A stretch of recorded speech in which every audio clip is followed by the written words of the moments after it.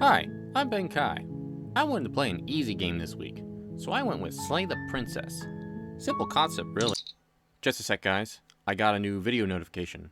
You cannot slay the princess. By Ben Kai? I already made a video on this? I better check this out. Then it erupts. Say what now? Well, that was certainly a trip. If y'all want to see how my first time playing Slay the Princess went, then go check that out. I'll leave a link in the description below to easily get to that video. For the purpose of this video, however, this will be more of a review of the game, as well as checking out the new stuff added to the Pristine Edition. But first, here's a basic rundown of the story. Hit it, Mr. Narrator. You're on a path in the woods, and at the end of that path is a cabin. And in the basement of that cabin is a princess. You're here to slay her. If you don't, it will be the end of the world. So that is the basic setup for the story. And there are branching paths that lead to multiple outcomes in this visual novel setup. The paths you take can lead you down some Lovecraftian horror. The princess reaches the top of the stairs. Her head twists back in your direction. Or tear-jerking love stories. Okay, yeah, let's do it. Like a pair of teenagers in love, you and the princess place your hands on the door together. And the lock clicks and the door creaks open. Are you kidding me? If any of that sounds appealing to you, then I suggest you stop the video now, go buy the game from Gog, and play it to finish without knowing anything else. Part of what makes this game special is finding out the story twist for yourself. So playing blind is my personal recommendation. But if you insist on knowing more, then keep watching. But spoiler warning going forward. On a path in the woods, and at the end of the path, okay, what the hell is that? So regardless of what path you take, all paths lead to the shifting mound. This is the real princess of the game, and she requests from you to bring her more perspectives so that she may be whole again, meaning the different storyline paths. To do this, she wipes your memory and restarts the game from chapter 1. You're on a path in the woods. I, of course, am using temporal shielding, so I still remember everything. Temporal shielding is online. Nice try, lady. Trying to outsmart a trekker is futile. You were correct, Captain. The temporal shielding has protected us. So now it's up to you to choose which vessels to bring her, but it's a bit more complicated than that. I'm sorry. She doesn't know how to use a knife, does she? You see, the vessel you bring the shifting mound is based completely on what you think she will be. The simple act of choosing whether or not to bring the dagger with you to the basement alters her personality. Hello? Is someone there? Is hypnotizing. You take the blade from the table. Who's there? She sounds dangerous. But that's not all that changes. Your character changes as well. When you die and move on to the next chapter, you will get new voices added to your head. This is the end, isn't it? I'm afraid it is. Everything goes dark, and you die. I hope it was worth it. The new voices added will be different depending on what dialogue choices you picked earlier. Don't forget what he did to us the last time around. I wouldn't trust a word out of his mouth. Which, once again, can alter future options. You haven't given us an ounce of proof.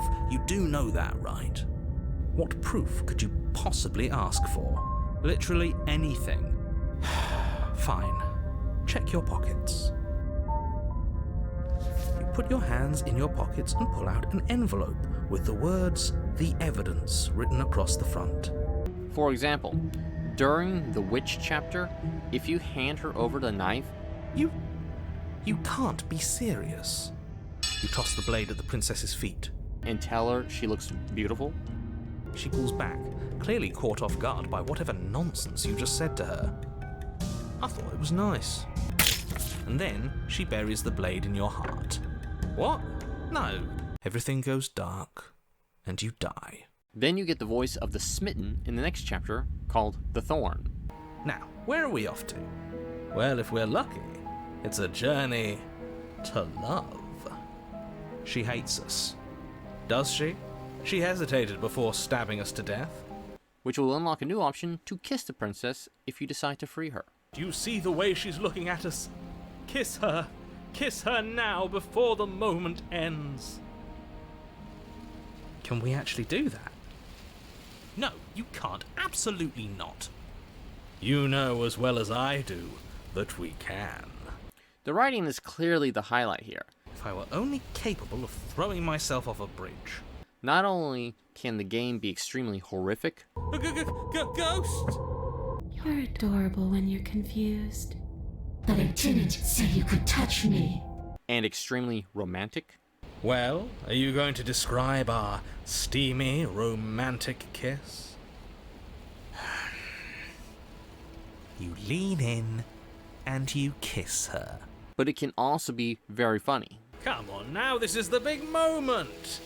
You can do better than that. Ugh, fine. You and the princess lock eyes and stare deep into each other's souls with all the roaring emotion that comes from letting what once was hatred turn into pure, unbridled passion. Are you making fun of us? With all the constant witty banter between the voices in your head, you'll forget that this is all done by one person. There's got to be a way out of here, for us and for the princess. I'm inclined to agree. You know I can hear you two, right? Jonathan Sims not only voices the narrator, but all the different head voices too, giving each one their own unique voice and personality. Do you hear those two, with their runaway thoughts? I'm only giving you the sliver of information I'm giving you now because things are already deep in the shitter. Not to be outdone, the other voice actor, Nicole Goodnight, voices the princess Oh, have you decided what to do with me? in all her different forms. Yeah. In a similar fashion, given each variation their own voice. You can't surrender. Don't you know it takes two to stop a fight? Ah, shit. The pencil-drawn graphics look amazing and haunting, while the music adds to the emotional immersion of the story. Coupled with some disturbing sound effects, it can freak you out. You violently struggle against the princess. It's so easy to make you squirm. This is my first visual novel game that I've played, and it is truly a one-of-a-kind experience that you should definitely try out for yourself. So how about that new stuff? Well, after you've beaten the game once, a gallery will be unlocked that shows all the different vessels you can meet. Clearly, you can see I've been busy finding them all. It even includes clues on how to access certain parts of the story. If you're familiar with the game, then you'll notice these 3 new vessels. Those 3 vessels are among some of my favorite storylines. The first one is the Happily Ever After story, which can be accessed through the damsel vessel by asking what she wants to do. I just want to make you happy. I know that, but what do you want to do? I just want to make you happy. This ain't looking good. Why don't we just leave, okay? That sounds perfect. Oh, phew. She's back to normal. But instead of choosing to leave the cabin, you suggest to stay there. Oh, is that really what you want? Which leads to the voice of the smitten to, well, What? No, you absolutely do not do that. What? What is he doing? rip open your chest.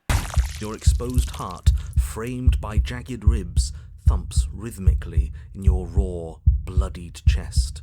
And then you die to awaken in a seemingly perfect fairy tale castle with everything you could ever want. But is it? You're here. Now we can start being happy together. It all leads to an interesting thought experiment. If we could live forever, if we could do anything we wanted, would we be happy? I'm not happy here. I don't think I ever was. The second one is called, Chapter 3, The Princess and the Dragon. and you can get this one by letting the specter ghost possess you, then stab yourself. Isn't that an interesting idea? Are you still there? Am I alone again? You then awaken inside the head of the princess, where you experience what it's like from her perspective. It gives you an opportunity to have a heart-to-heart talk with her without any other voices in your head. That is until you come down the stairs. And by you, I mean your body, now being controlled by those voices in your head. I think we hold the power right now. Leading to an interesting final confrontation. The third one is the cage. You get this one from Slide it the over. prisoner. From here you give the princess your blade so she can— Doesn't oh seem my like god! She No, cuts no, into that's her not good. own. Glad they gave you a look away option. You close your eyes. That doesn't stop you from hearing every grisly detail. Oh no, oh no, oh no, what did we do? Can we put it back? Please tell me we can put it back. Congratulations, you saved the world. So you do that and not take her head out of the cabin. Fine, but if we're leaving, then we're taking the blade. Only to find nothing outside. You don't have to act surprised. We could see this vast emptiness through the windows. And are told that you have to sit here for eternity and be happy about it. This is your reward. An eternity of bliss, if you'll have it. The skeptic ain't having any of it. No, you stop that. Stop all this nonsense. He gets so upset, Don't apologize. he stops your heart. I'm sorry. Your body lurches as your heart suddenly stops beating. Everything goes dark, and you die. You're a genocidal maniac, you know that, right? Now this cage chapter, I didn't really like at first because it always seemed to lead to an unfavorable outcome. I tried every dialogue option possible but couldn't figure out how to get a good ending. It's all going to come to a head soon. Head. That is until I remembered those voices in your head. You see, the skeptic voice has seemingly taken control of your actions and won't let you throw your dagger away. Too bad. This is a mutiny. So the only way to combat him is to go back to the previous chapter and choose a different dialogue option that brings the cheated voice with You're you. on a path in the wood. Are you f***ing kidding me? Now the ability to have a good ending is available to you. Without another word, you foolishly hurl your only chance at victory far off into the woods, never to be seen again. You're able to reason with this princess and get her to trust you so that you both may ascend out of the prison and are able to see the starry night sky together. Or you can be a total jerk and drop her head back down. After everything. Please don't drop me. Evil indeed. The Pristine Cut also adds a new ending, which, come on, I can tell you, but wouldn't you rather see it for yourself? Get over there! Alright, but super spoilers ahead. I can finally see you.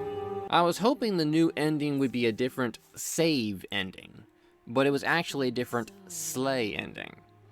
You see, normally you get to the end where you discover that the princess is actually the embodiment of death, and you are the Lawn Quiet, an instrument created by the narrator to kill death.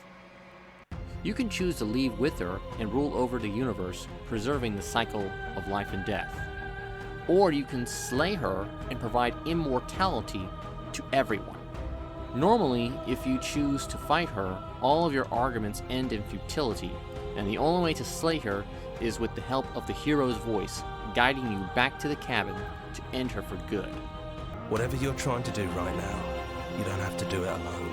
The new ending gives you an option to win the argument against her and slay her yourself without the help of the hero's voice. It's not apparent at first how to do this, but I believe you have to bring the shifting mound 5 vessels that you successfully slayed, which then open up these red dialogue options. If you say these red options to each of the vessels that you brought, then you can see your new slay ending. Call me a sap for a good love story, but I was really hoping for a new peaceful resolution. Oh well. The cabin ending where you leave together is still my favorite. Leaving the burdens of godhood behind for a world as mere mortals to live together in peace just really pulls on the heartstrings. These two beings were created to end death, but what they found was the endless possibilities of life with each other. I love you too.